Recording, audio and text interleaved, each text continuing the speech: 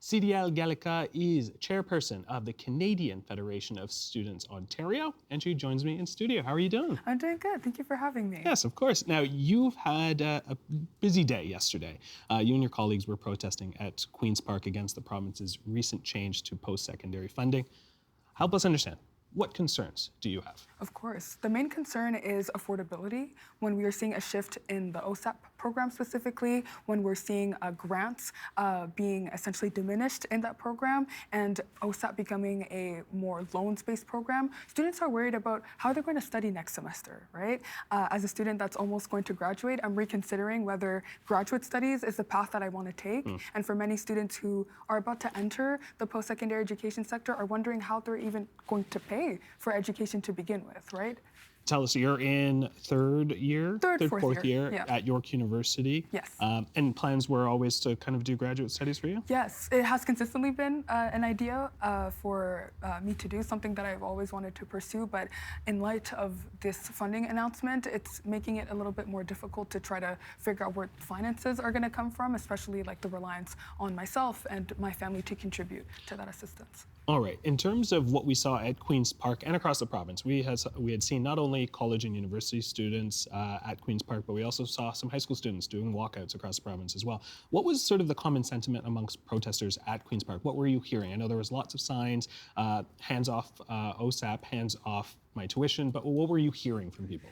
Yeah, at the end of the day, we were really excited to bring about 4,000 people, like you have identified, students, parents, community members, even high school students as well. We came together to be able to express frustration and anger towards this announcement because it is completely out of touch with what students need in this moment. So amongst the things that I've said, that is a shared sentiment among many students worried about what the future is going to look like for them. We are amidst a cost of living crisis where rent is already high, groceries are unaffordable, and these changes are not going to make being a student any easier. Was there conversation about, what it looks like for dollar? I know we're talking about money here. What does that look like for some students when we talk about the actual cost of, a year to, how much it costs for tuition this year versus what it will cost next year? Yeah, so in this funding announcement, what the government explained that they were going to do is increase tuition by 2% every year for the next 3 years. Yeah. And then after that by 2% or inflation, whatever rate that they decide to do. There's been a lot of language and narrative about how 2% is a very small amount in increase, but at the end of the day, a 2% increase is still an increase. It's still money moving in the wrong direction. And although I don't have necessarily exact numbers program per program, one can understand and expect that a 2% increase in the first year is going to be compounded over the years. At the end of the day, students never asked for an increase in tuition fees. And if the government truly cared about, students and a sustainable education sector, they would not be increasing tuition fees at all. Now we're talking about an affordability crisis, but a lot of universities and colleges have said that they have been in the red for quite a while. As we know, Ontario colleges, over 600 programs canceled or suspended, and over 10,000 faculty and staff have essentially lost their positions. This is during a time where this is being felt not only amongst students and families, but also colleges. There's a $6.4 billion investment from the province. It's a significant one. Was this the way to solve it? Right. What I will say about that is that students and the Federation in itself and institutions, we welcome any increased operating funding because we know that they're meant to fill in the gaps that were created by the provincial government. At the end of the day, it's important to consider the context in which this funding is being announced and being shared. This is at a time where students have already experienced different cuts, like you've identified. Hundreds of programs have been cut across the province. We've seen mass layoffs across the province. And so at the same time, this investment is expected not only to make up for those cuts, but also respond to the current demand and needs of our institutions, right? And so the timing, unfortunately, is coming 20 years too late after a government that has consistently made decisions that have made being a student, being a worker, very difficult. You talk about demand.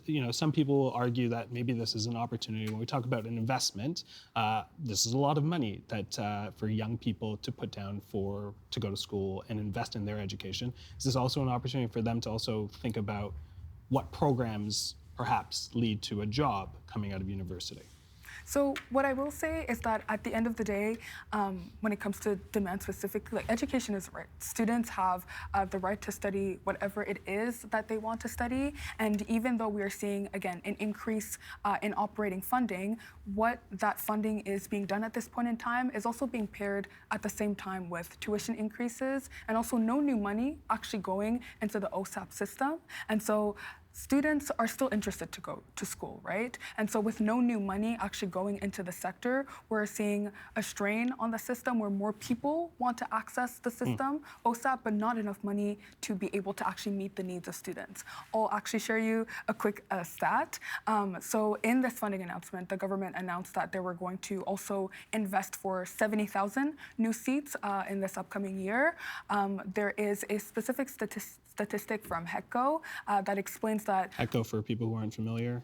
So HECQO, sorry, I just don't remember the acronym off the top of my head, but a reliable source that we utilize for a lot of our numbers, essentially explaining that by 2046, roughly 225,000 new seats would be needed to meet the amount of students who are interested and willing to go to post-secondary education. And so when you contrast that to this current funding announcement, the 70,000 new seats isn't actually going to even reach halfway of what we need by the time we get to 2026 and 2027, which just further goes to show that, again, these funding announcements are so out of touch with the reality that students are experiencing right now. So when we talk about HECO, we are talking about the Higher Education Quality Council of Ontario, correct? Correct.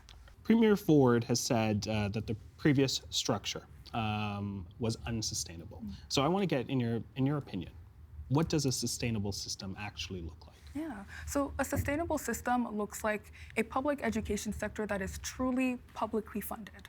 What we've seen across this sector is multiple cuts being made, like we've identified the program cuts, the mass layoffs, one that doesn't push the burden of stabilizing the education sector onto the shoulders of students, because that's what the government is currently doing. By increasing tuition, by changing the OSAP framework in pushing students further into debt and precarity, that is not a sustainable system. Our system right now is one that is over-reliant on tuition fees, bleeding students out dry to fund the education sector, when at the end of the day, that's the government's job, to invest in education, and they're not doing that.